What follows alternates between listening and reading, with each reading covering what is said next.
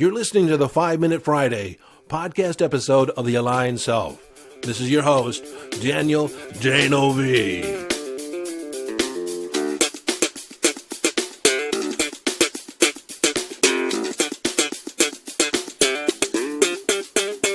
Okay, 5-Minute Friday, a short and concise podcast episode of The Aligned Self designed to leave you with a question, an idea, a strategy, a tip, a hack, in order to give you greater access to your conscious awareness, evolving your conscious awareness, or give you greater mastery over your mind.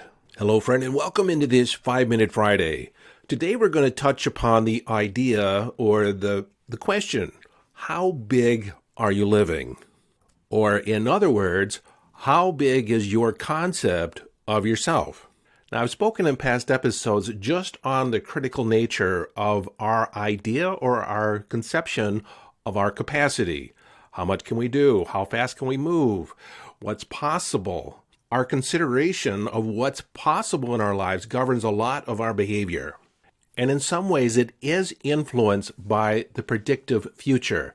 That's the idea that we tend to take the last 3 to 5 events or similar events and project it out in the future so we have an idea of what's going to happen if we proceed. And so let's say that you've applied for 5 new jobs, and each time you got shot down, each time you got a rejection. They said, we don't want you for whatever reason. And so as a consequence, you'll be less likely to move forward in submitting another resume somewhere. Because in your mind, your capacity has been stifled, has been limited by this external feedback. And so in our mind, we tend to think of ourselves as smaller, less effective, not as potent in the marketplace. Now, not too long ago, in one of my conversations with my clients about subpersonalities, one of the things that came up or I was represenced to was our concept of our inner idea of how big we are. Or in other words, how much space do we take up? And as I'm saying this, I realized that it might be a little more difficult for me to explain or present to you this in a way that it makes palpable sense to a large majority of you. Many years ago, I was working with a young man who was small. He was a shrimp. He was smaller than average. Let's just say he was smaller than average.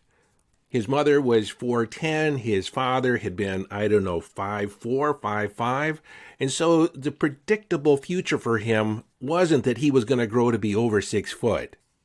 And me drawing upon my own experience when I was younger and my growth spurt didn't occur until I was out of high school, I understood that if he was going to compete in soccer, he had to be bigger, play bigger than his physical stature.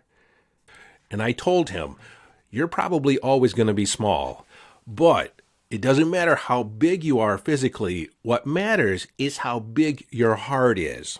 You have to make the decision that that ball is yours, and you're going to take it. You're going to do whatever it takes. They're going to push you. They're going to knock you down, and you're going to get up, and you're going to push them back. In the end, it's going to come down to who wants that ball more and who is more tenacious in going after it. Well, he internalized that idea, and over the years, he became one of the premier defensive players on his soccer team. Well, after I graduated high school, I continued to play basketball because I loved it. I wasn't necessarily the tallest. I'm just slightly over 5'10", and I often played against guys who were 6'4", 6'5", 6'9", and so I had to consciously make the decision to play bigger, to play on the same level, to out-hustle them, outmaneuver them, and sometimes out-jump them. So what I'm saying is that each of us has a conception of how big we are in the world. How much space do we take up? And so I'm requesting that you reflect on yourself and how capable, how big do you feel as you move about the world? One of the nonverbal cues that a lot of people give off is how much space do they take up when they move about. This is a direct reflection of how comfortable you feel in your skin, how confident you are in the situation. And if this was video, then I could actually demonstrate it. But if you think about as you sit down, do you spread out? Do you put your arms out? Or do you tend to pull yourself together in a more constrained posture? Is your head up? Are your shoulders up? When you walk through the door, do you take up the door frame? No matter how big you are physically, do you own the space? Do you own the doorway? There's a posture known as the superhero posture. You've seen Superman, Wonder Woman. They stand with their hands on their hips, their elbows flared, their legs slightly apart, shoulder width apart. And so they're taking up space. And just that mere posture, taking on that posture, increases your levels of testosterone and dopamine. You actually create the inner feeling because of this biochemical mix of being more confident, being more capable. Remember, how we use our mind affects our body. How we use our body affects the mind. And so when we move our body in deliberate ways, when we take up space, we send a message to our brain that we're important, that we own or deserve the space that we're taking up. Now, in the context of subpersonalities, generally subpersonalities are born or created at an earlier age. And when they are created, they are frozen in time for the most part. Because at the other than conscious level, everything is happening now. So it doesn't matter if it happened 20 years ago. If the same dynamic occurs right now, we respond with the same strategy that was developed when we were 8 or 9.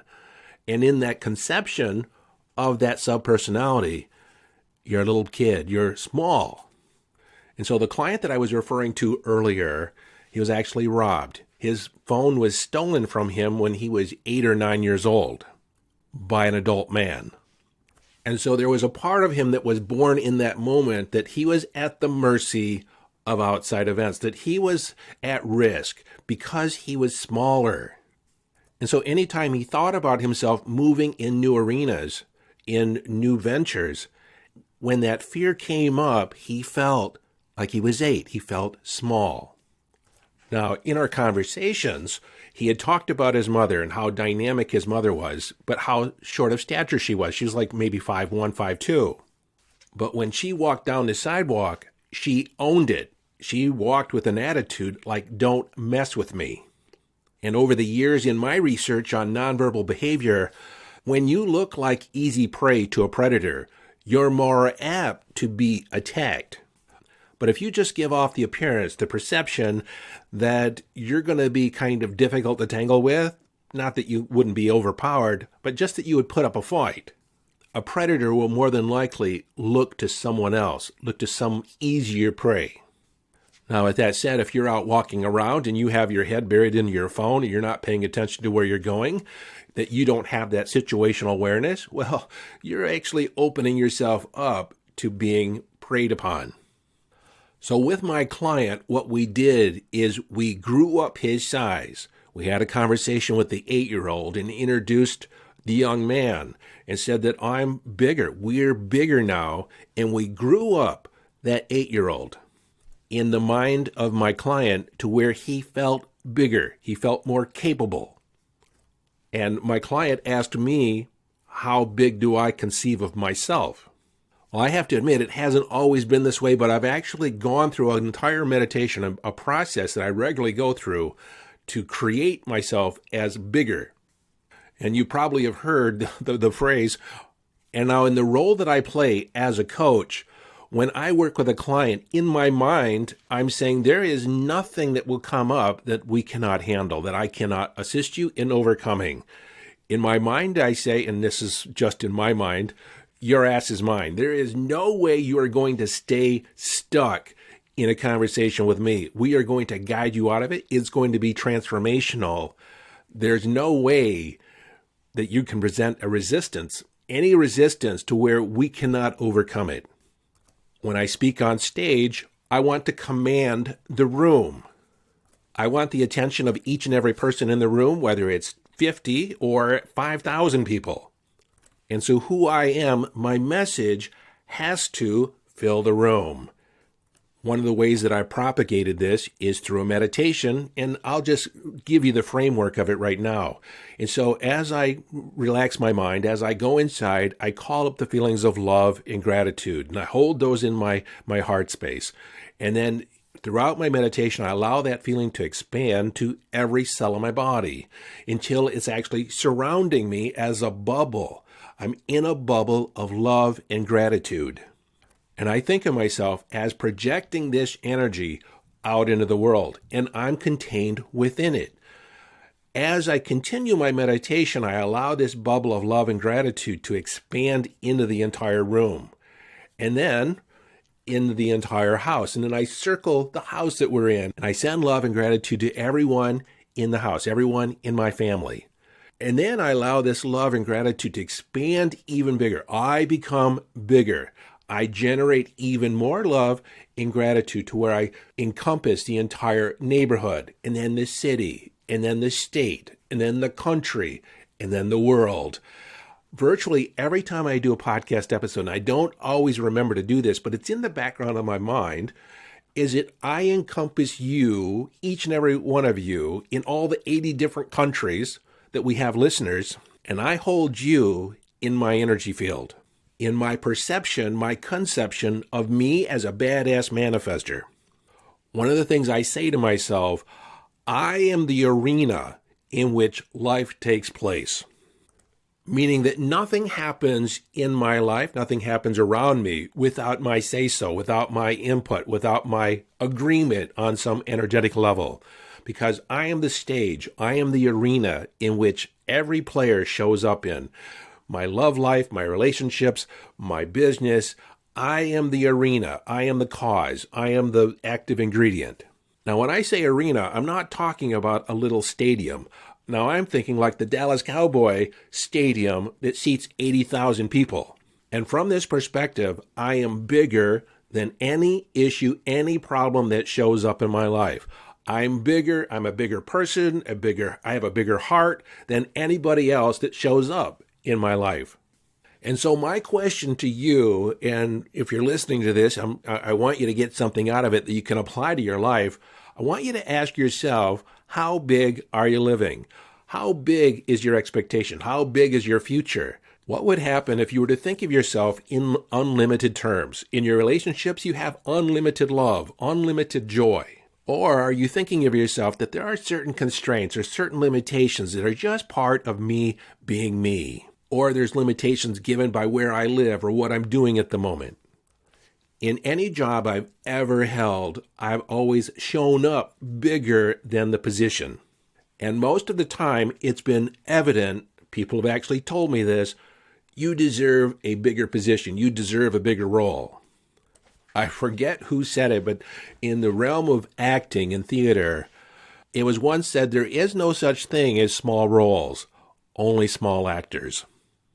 Mahatma Gandhi talked to his wife when his wife complained about cleaning the toilets like it was beneath her, that she was the wife of Mahatma Gandhi. And he said, we will clean the toilets as if it's our greatest service to mankind. And I have adopted that philosophy. When I work with clients, there is no such thing as a small question. There are no small concerns. They're always at the forefront of your consciousness. If it's on your mind, then it's important. Well, for the most part.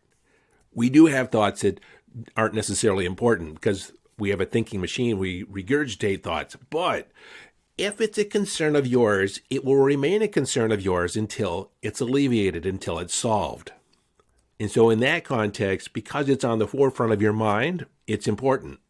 Well, here we go. This is a concept that is probably much bigger than the 5-Minute Friday format. And I'm hoping that the actual message that I wanted to get across has been delivered. Well, until next time, I'm just going to assume that it has been.